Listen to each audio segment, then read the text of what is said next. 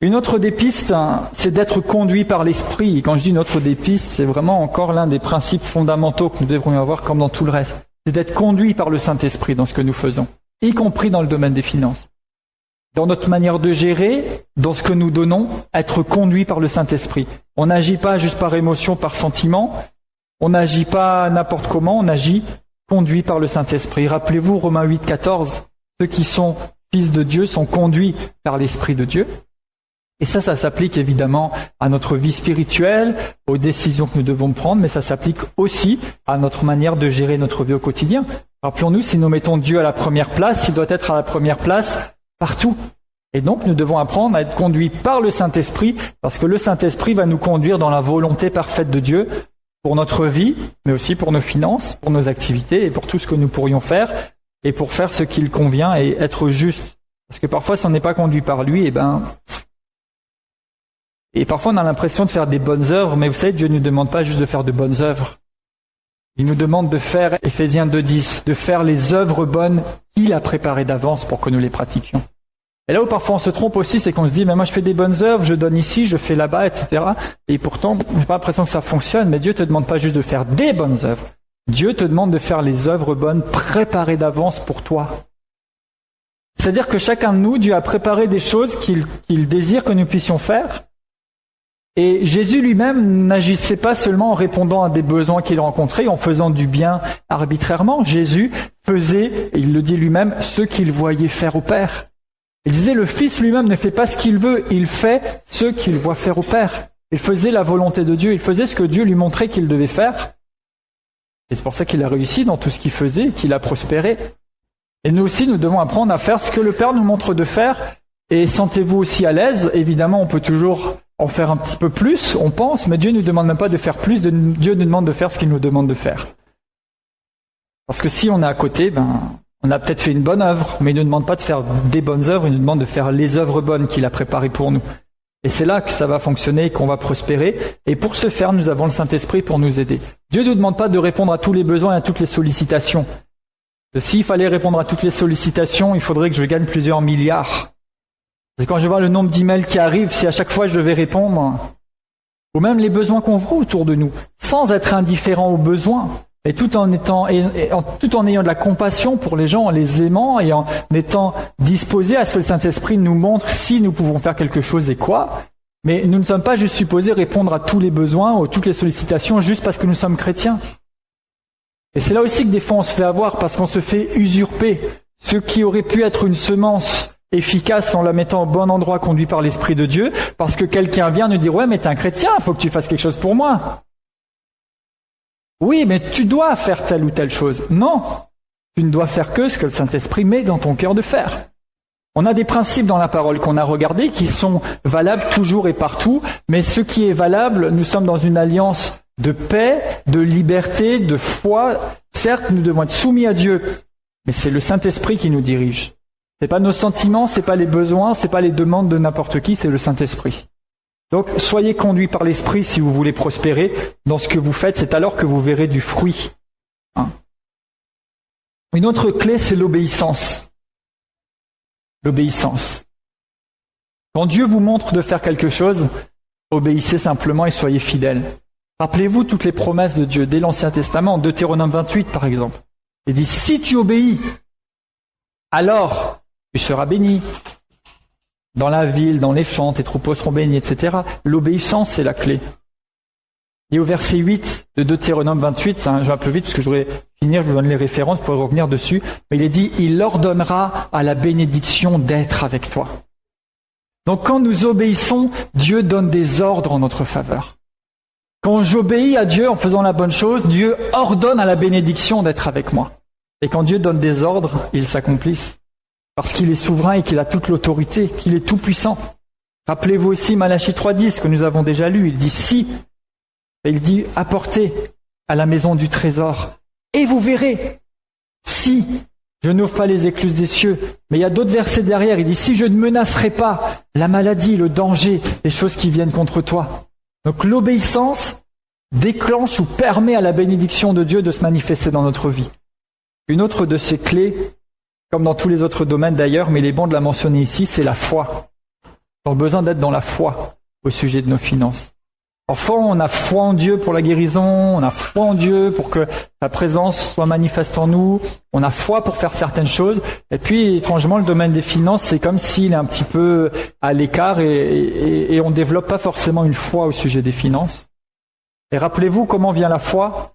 La foi, elle vient de ce qu'on entend, et ce qu'on entend vient de la parole de Dieu, et la parole de Dieu abonde de promesses au sujet de notre provision, au sujet de la prospérité. Nous en avons parlé, nous avons vu plusieurs passages dans ce séminaire et je vous encourage vous-même à chercher et à lire la parole de Dieu à ce sujet. Que vous savez, quelle que soit la situation que vous rencontrez ou quel que soit le sujet auquel vous êtes confronté, la meilleure chose à faire, c'est d'aller dans la parole de Dieu et chercher ce que Dieu dit à ce sujet pour commencer à bâtir la foi en vous. Et une fois que la foi est bâtie en vous, vous pouvez commencer à prier, vous pouvez commencer à agir conformément à la parole de Dieu et vous verrez du résultat.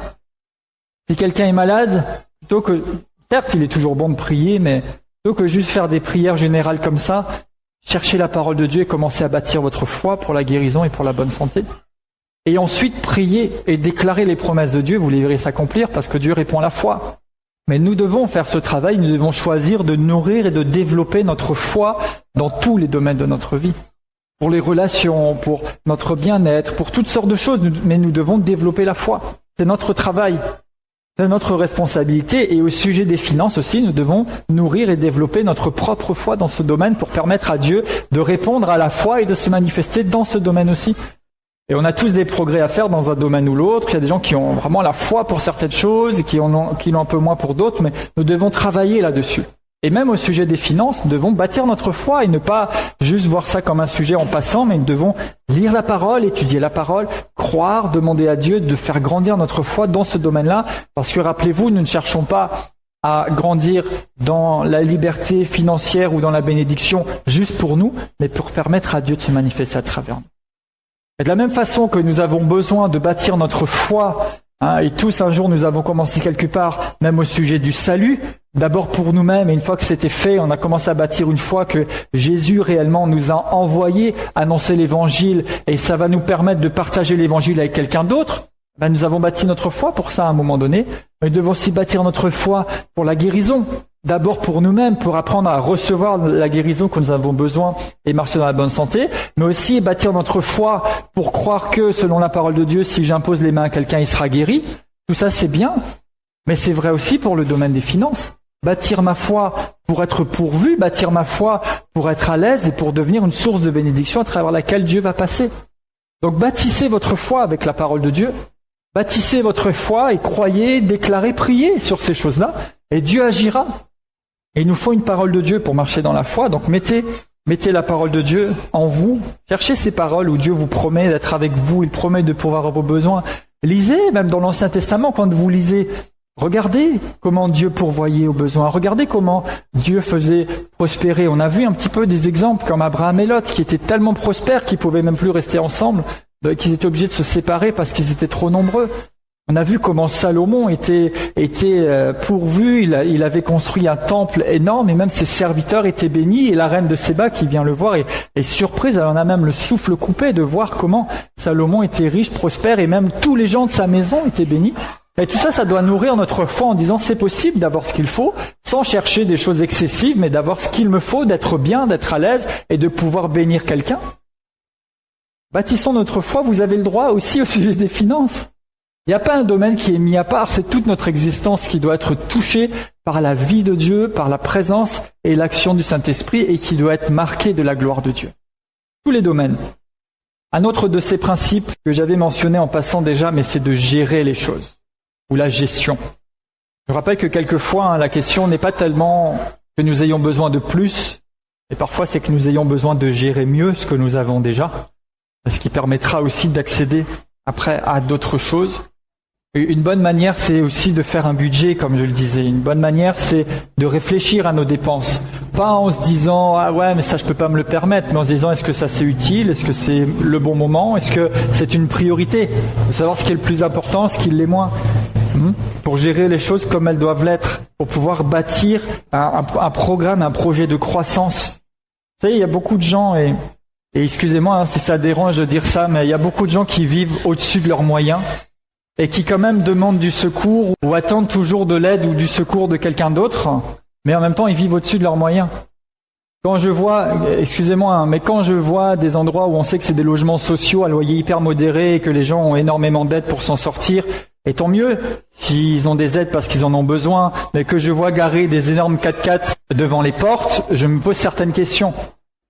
Et je me dis peut-être que si tu commençais par conduire un véhicule un petit peu plus adapté à ta situation présente, tu pourrais peut-être te permettre de faire d'autres choses.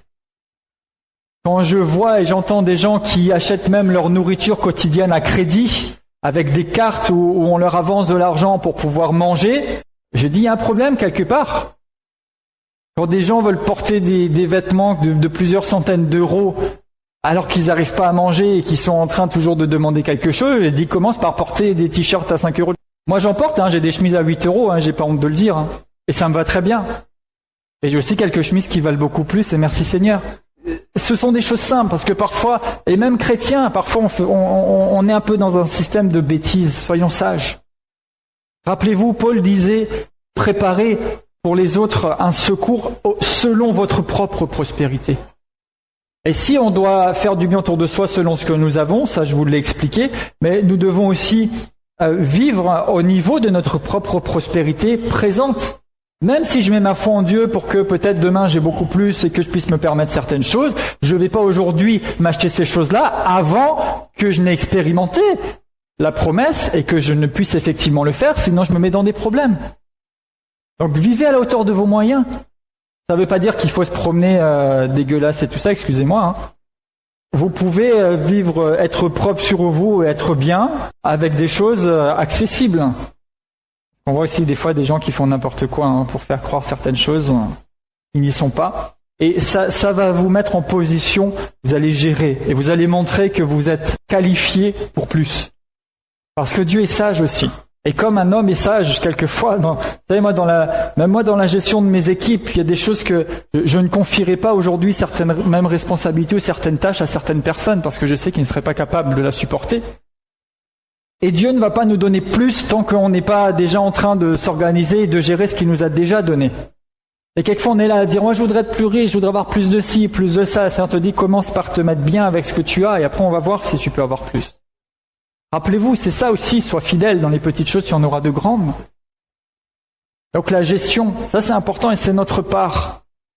Parce que si vous gérez bien vos avoirs présents, vous serez prêt pour gérer ce qui arrive et pour en gérer plus. Et ça c'est important et on le dit trop peu.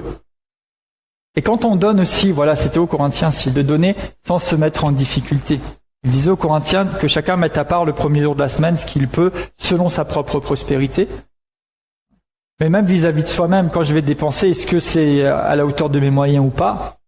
Et comme je disais hier, même si on peut nourrir une vision de foi en regardant des choses que peut-être aujourd'hui je peux pas encore me payer, mais ça va nourrir une vision de foi et ça me fait plaisir, mais je peux juste regarder sans forcément l'acheter. Et aussi comme ça, des personnes qui ne peuvent pas rentrer dans un magasin ou regarder un catalogue sans sortir leur carte ou leur chéquier. Et là aussi, nous avons besoin de nous discipliner, de discipliner la chair.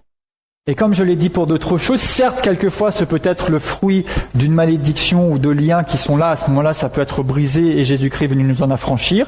Mais souvent, ce n'est pas une histoire même de démons ou d'esprit, c'est juste une question d'indiscipline et d'une chair beaucoup trop développée que nous laissons s'exprimer beaucoup trop facilement. Et quand je vois quelque chose, si j'en ai besoin, tant mieux. Si je me passe dans un magasin, que j'ai besoin d'une chose, que je la vois et que je peux l'acheter, et je l'achète, tant mieux, ça me fait plaisir. Quelquefois même j'achète des choses dont je n'ai pas besoin et qui me font plaisir parce que je peux les acheter. Mais quelquefois je peux me promener dans un magasin, même si j'aime pas trop faire les boutiques, mais ça m'arrive d'être dans les magasins ou même d'accompagner Sophie ou de faire des choses sans dépenser rien du tout. Mais je me suis fait plaisir juste à regarder et c'est très bien comme ça. Et ça aussi, on doit apprendre à pouvoir regarder de belles choses, à pouvoir passer quelque part sans forcément dépenser beaucoup d'argent. Et tout ça, ce sont des choses simples, sages, c'est de la sagesse, et Dieu nous demande d'être sage. Et il dit dans sa parole, si quelqu'un manque de sagesse, qu'il la demande à Dieu. Et il va la donner sans reproche. Donc moi, ce que je trouve extraordinaire, même quand on enseigne, quoi que ce soit le sujet, et même quand on enseigne sur les finances, certes, Dieu nous appelle à nous engager, à obéir, à pratiquer des choses, mais à chaque fois il nous dit, mais c'est moi qui ai la réponse, c'est moi qui ai la solution. Il nous encourage à semer et il dit, mais c'est moi qui donne de la semence au semeur. Il nous dit, soyez sages, gérez bien. Il dit, mais si vous n'avez pas de sagesse, vous me la demandez, je vous la donne. Mais demandez avec foi. Donc Dieu a déjà tout de disponible pour qu'on puisse réussir complètement dans le plan qu'il a pour nous. Notre part, c'est de décider de rentrer dans ce plan et d'enclencher les principes de bénédiction de Dieu dans notre vie. Et ça passe aussi par le fait de gérer ce que nous avons.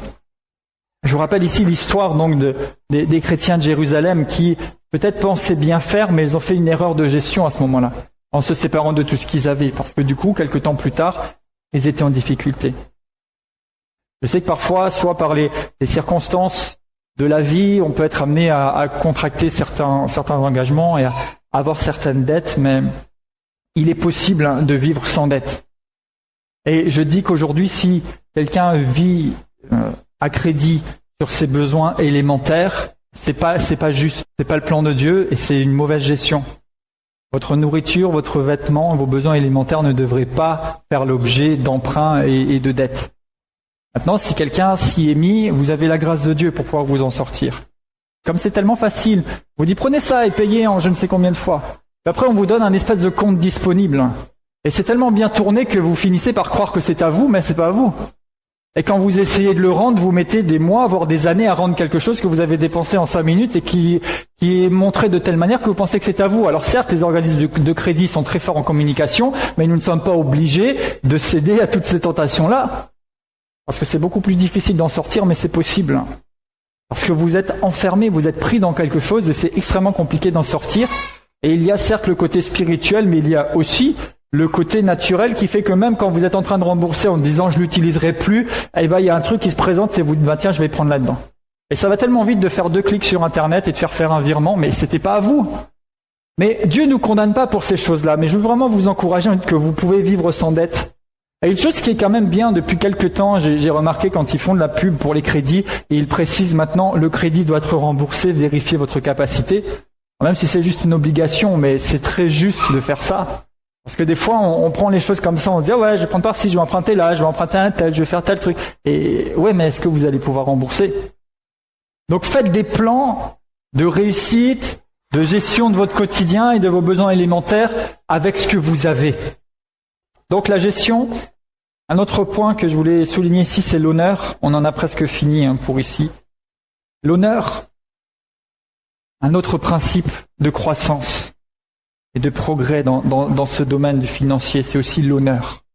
L'honneur pour Dieu, c'est revenu plusieurs fois et je le remets encore parce que c'est important, mais aussi l'honneur pour ses parents, que la Bible déclare d'honorer ses parents afin de vivre heureux et longtemps sur la terre. Et ce heureux et longtemps, il inclut aussi la bénédiction financière. Mais si on veut être vraiment béni, être en paix, être pourvu dans tous les domaines, on doit aussi pratiquer les principes de Dieu, honorer Dieu, mais aussi honorer ses parents. Éphésiens 6, verset 1er, enfants, obéissez à vos parents selon le Seigneur, car c'est juste.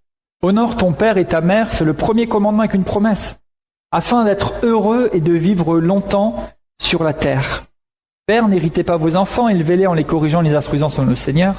Verset 5, serviteurs, obéissez à vos maîtres avec crainte et tremblement dans la simplicité de votre cœur, comme à Christ. Non pas seulement sous leurs yeux, comme pour plaire aux hommes, mais comme des serviteurs de Christ qui font de bon cœur la volonté de Dieu. Servez-les avec empressement comme servant le Seigneur et non des hommes, sachant que chacun, esclave ou libre, recevra du Seigneur selon ce qu'il aura fait de bien. Et vous, maîtres, agissez de même à leur égard et abstenez-vous de menaces, sachant que leur maître et le vôtre est dans les cieux et que devant lui, il n'y a pas de favoritisme. Donc ici, on voit l'honneur pour les parents, on voit aussi l'honneur vis-à-vis de notre employeur, parce qu'ici, c'est serviteur et maître. On peut facilement faire ce parallèle entre notre employeur et nous, son employé. Honorons nos employeurs.